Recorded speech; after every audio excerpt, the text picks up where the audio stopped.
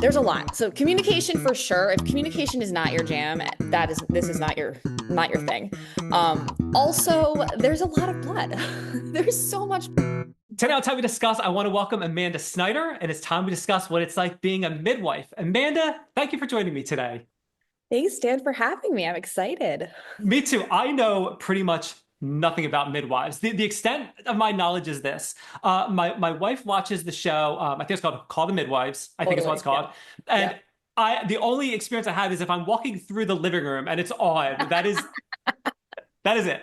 So It's tell a me, very accurate show. So if you've seen little snippets, they do a really good job. that is good to know. Okay, so because I have not, what is a typical day like for you as a midwife? Oh man, it's so different every day, which is one of the reasons I love it. Midwives broadly can practice in lots of different settings. I practice in the clinic, which is prenatal care most of the time, sometimes some postpartum visits. I also practice in the hospital on the postpartum unit. I'll visit families who've had babies in the last 24 to 48 hours and just see, like, check in on them, help with breastfeeding, make sure medically they're safe and okay to go home. And then most of my time, which is the fun part, is spent on labor and delivery, which is just the best. Every day is so different. When I get there, I work day shifts and night shifts, so it kind of depends. The flow is a little different depending. Um, it's a pretty busy hospital, so from anywhere from 4 to 8 women are laboring at a time.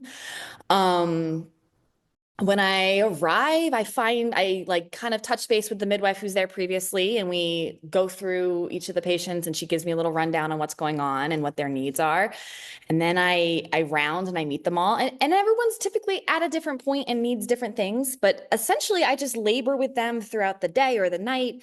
If they're an induction, I help manage their labor. So if they need medications to encourage their labor to continue, all while very closely watching the fetal heart rate tracing. So like watching baby's heart rate, making sure baby is safe and happy. And then just providing tons of emotional support for mom and dad because it's really hard and really scary having a baby. Um, and then ultimately catching their baby in the end, which is like the coolest part ever. Um, I, and then postpartum, helping them recover, making sure they're not bleeding, just and like I said, just kind of hand holding and walking people through labor and birth and that transition into parenthood. Whether it's their first time or second time or third time, it's big and it matters, and it's scary for a lot of people. So I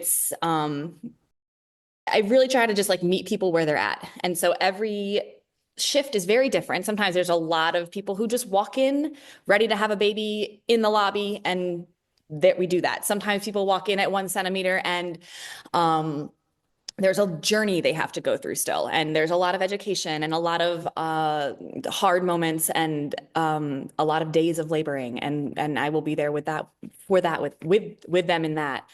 Um, it's just different. Every day is different. Every day is so different. And ultimately, the biggest summary, I guess, would be just being with families during this time and making sure moms and babies stay healthy. That is awesome. So originally, this shows how little I know.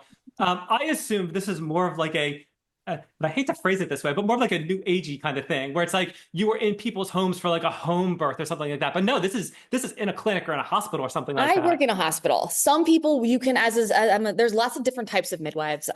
Some work at home, some work at birth centers, some work, yeah, there's a lot of different settings. We're independent practitioners, so we don't need like a physician supervision. So you can independently practice really wherever. I like the hospital setting personally, mainly for the work-life balance. When I'm on, I'm on. When I'm off, I'm off. And that feels nice to me. Um, Midwives who work in the home birth world, you're really on call pretty much 24/7. You're just waiting for a phone call from that person saying, I'm in labor, and then you have to go.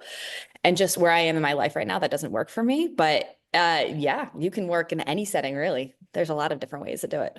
Okay, and it sounds like your relationship with the mom, it's very short-lived. It's not like you meet them months ahead of time or something like that. It sounds like you pretty much meet them, in the moment or maybe a couple hours ahead of time, maybe a day, depending how long labor takes. But it's a very short relationship, it sounds like. Sometimes I do prenatal care. So it's not like one, like I see a bunch of patients in prenatal care, and the hope is always that you see somebody when you walk in and that you recognize. That's always a lovely moment. But it is set up in a way where you're not on call. So I don't go in for specific patients. I don't go in for patients that I've seen previously. There's always like the patient that you're hoping is there when you come in because it's just so lovely. But they've learned over time that that actually improves outcomes because I don't have any skin in the game. I don't need like someone to have a baby so I can go home to my kid's birthday party. So it seems a little bit more impersonal, but it actually improves outcomes all around. So we go with it. Okay, that's pretty cool. Okay, Yeah. so what is your schedule typically like? And I realize it might vary depending on hospital or scenario, but do you typically are 12-hour shifts common? Is it more like eight? What's kind of typical, I guess? Typically 12-hour shifts. Every once in a while, if I'm feeling crazy, I'll do a 24-hour. Um, it, in clinic, it's more normal days. So clinic resembles a more normal work time, so like 9 to 5-ish. And then nights and days. I work at a place where we flip-flop. Some places will just be straight nights or straight days. I kind of like the variety, so the flip-flop works for me. But 12-hour shifts is pretty typical in hospital settings all around, I think.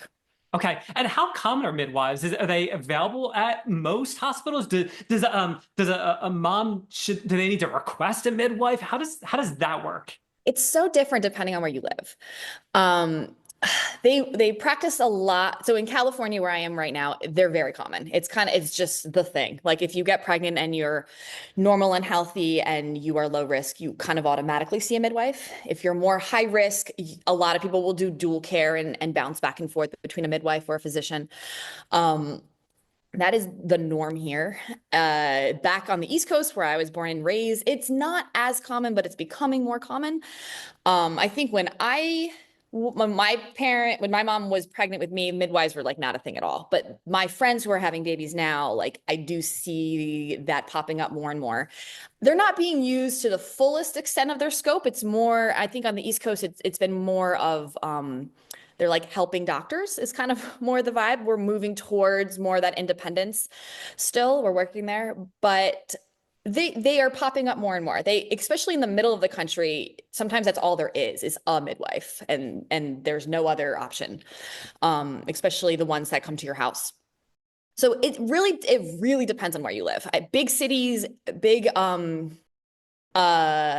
hospitals, almost all of those facilities do have a large amount of midwives at this point, which is cool. Okay, Yeah, now we have to take the good with the bad. So, totally. what happens when things take a turn and things aren't looking good for the baby or the mom? Is the midwife still involved at that point? Is it like, no, we need to get, another specialist in here? What typically happens at that point? Do you have to, I hate to say it, but do you have to deal with that? Yeah, oh, for sure. That's part of the job. And it's handled differently wherever you are. Where I work, it's handled beautifully, in my opinion.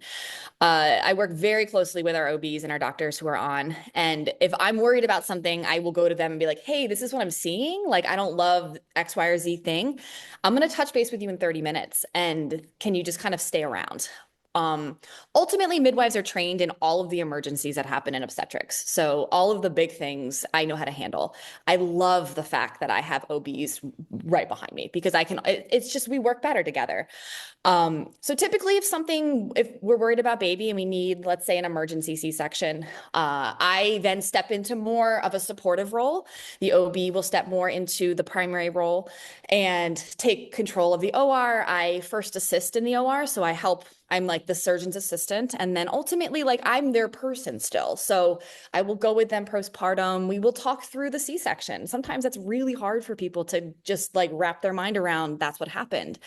I try to stay very involved in like their life and their care while they're in the hospital still, even though like the medical care then becomes more of the OB's responsibility. So let's stick on C-section for a second. Yeah. So my wife had a C-section, and I was there for that, and it was it was an experience for me. It was an experience for her. It was an experience for me. Um, so, and that leads me to this next question. I like to ask people that I'm talking to, think about an aspect of the job where it's like, if you don't like blank, this job is not for you. So can Mm, you think of something where something that you have to, it's something that's core to your job hmm. that if someone is like, this is a game changer, I don't like this, they should not do it. People. You know, like, I mean, honestly, so much of my job is just connecting with people and really like understanding where they're coming from and not pushing my own agenda on them.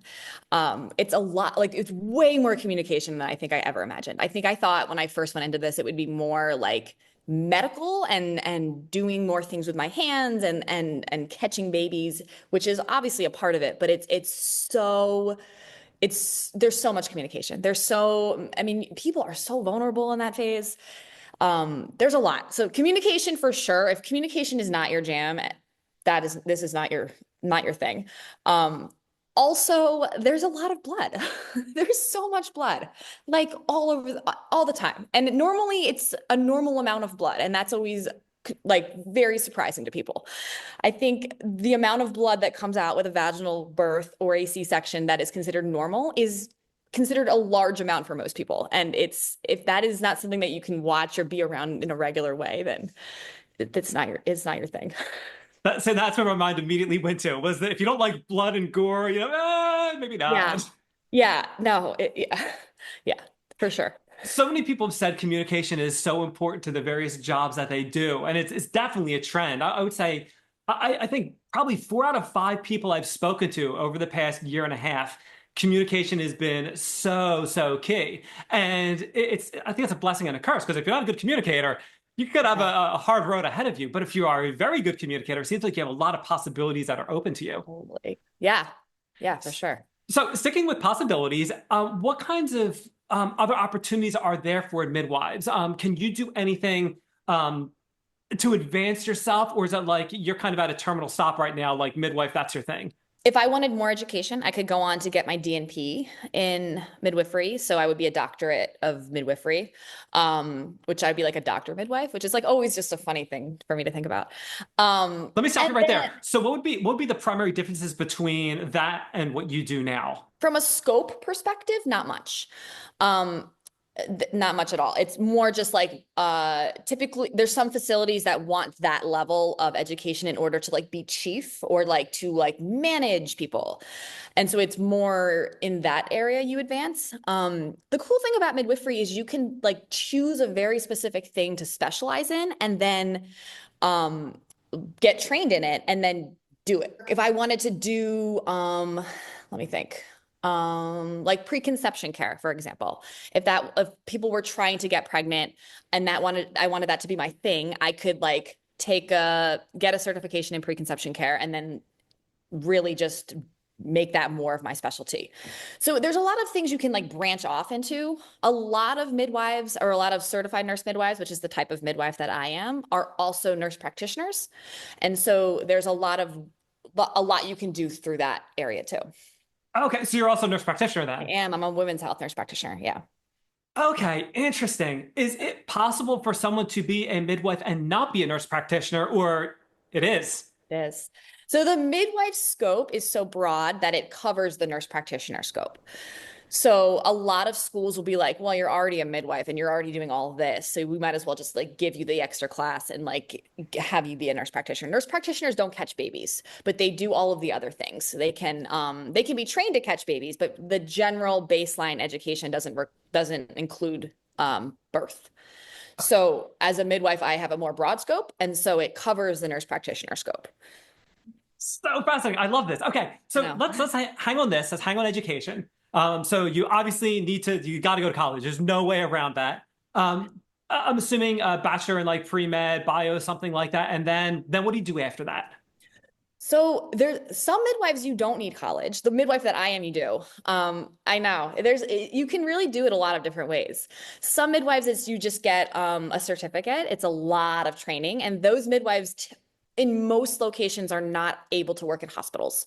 They are home birth midwives. They are trained exclusively in home birth, and they are really good at home birth. Like if like I was planning a home birth with my first daughter, and I was seeking out that type of midwife mainly because of how well trained they are in home birth. I am a certified nurse midwife, so I had a 4-year nursing degree. Um, I practiced as a labor and delivery nurse for 5 years, and then I got my master's in midwifery and women's health. And so it's a 4-year nursing degree, and then followed by the master's is about 2 years. Okay. And then does that include any kind of like I forget what the doctors have, like the internship or anything like that, where it's like years of then like actual training that you have to do as well? How does that work? That's in the 2 years. So it's a pretty short thing. It's a very intense 2 years. I did mine in like about 2.5. Most people can get it done in 2. I moved and got married and I had to take a break, but you can do it pretty quick if it's an all-in situation, but the education and the internship is like all in one chunk. Okay. Now, if someone is looking to change careers, and I think Mhm. I know the answer to this, but I'm going to ask it anyway. They are doing something completely unrelated. They something unrelated. Mhm. And they want to do what you're doing. Is Mhm. there any way around? Can they just so if I have a bachelor's in art, I'm a photographer. Okay.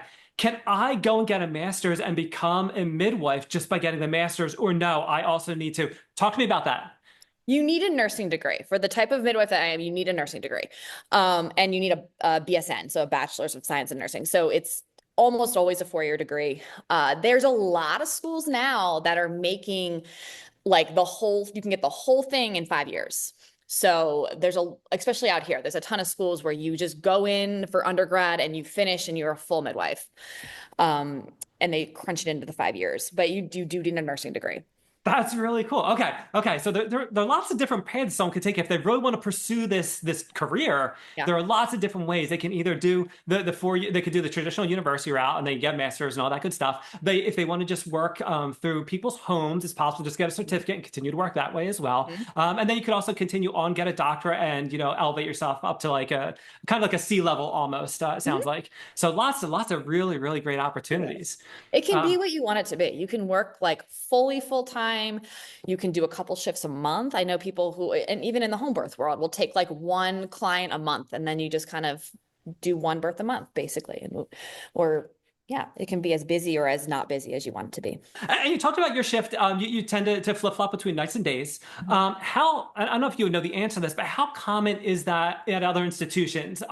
Is it based on seniority? The people who've been there the longest get the worst shifts or something like that. From your experience, what is that like? I think when you go into midwifery, you know that there's certain parts that go along with it, like working night shifts, working holidays, working weekends. Like that's kind of the case no matter where you are. I think there's certain places where it's rare, but there's certain midwives who will like just work day shifts. But those tend to be the hospitals where there isn't full 24-hour midwifery care. Like a lot of hospitals that are still starting out with their midwifery program don't have midwives at night yet. And so they're just kind of starting out.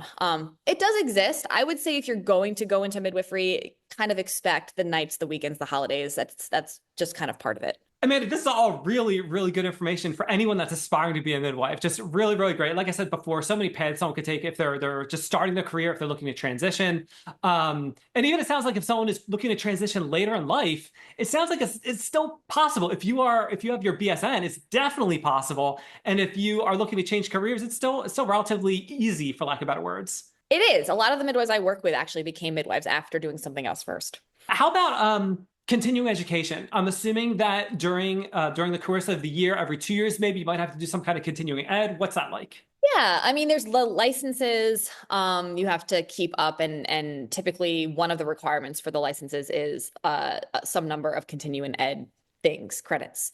So the easy way to knock them out is a conference. So that tends to be what I try to do. At a conference, you can get a lot of them done. You have to renew your licenses every 2 years.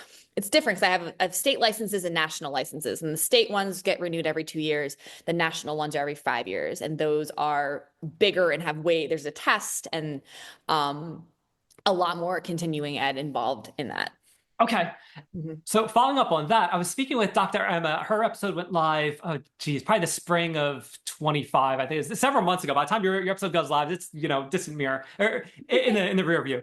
Um, what are some hidden costs associated with your occupation? So for Dr. Emma was saying, renewing your license is a very big expense. It sounds like if you're going to conferences, you might have to pay out of pocket for that. Are there any other things where it's like when people necessarily think about being a midwife, they don't think about these other hidden expenses that might go with that?